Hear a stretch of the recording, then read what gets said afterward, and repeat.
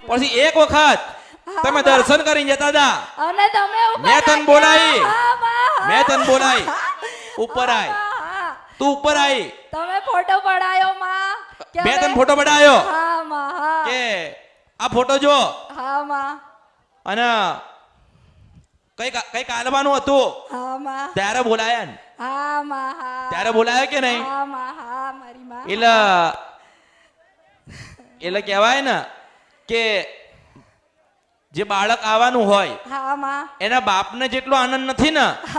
એનાથી વધારે એના દાદાના આનંદ હા હા માં હા હા સાચી વાત માં ઓળખો ઓળખાય હા માં હા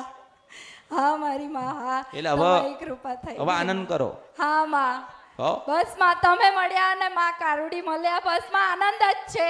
બસ માં તમે જેવો અમને આનંદ કરાયો અમે જીવીએ જાગે ત્યાં સુધી તમને આનંદ કરાવતા રહીએ માં હવે માં શ્રીમંતની પત્રિકા લઈને આવીએ માં જરૂર કંકુના પગલે પધારજો માં હું તો હા? હમણાંથી જ કહી દઉં છું શું ખોળો ભરવાની પત્રિકા લઈને માં આવીએ પણ હમણાંથી જ હું કહી દઉં કે કંકુના પગલે જરૂર પધારજો મેં તને માં. કીધું તું હા માં કે કાળકા તને સંતાન દેશે હા માં મારી કાળકાના રામ છે જય મારી કાળક્યા મેં તને કાળકા આલી હતી જય માં. અને તે ભક્તિ ચાલુ કરી છે હા માં તારી પેઢીમાં અજવાળું ના થાય તો ભર્યું મારા જય અવતારમાં હો માં જય હો માં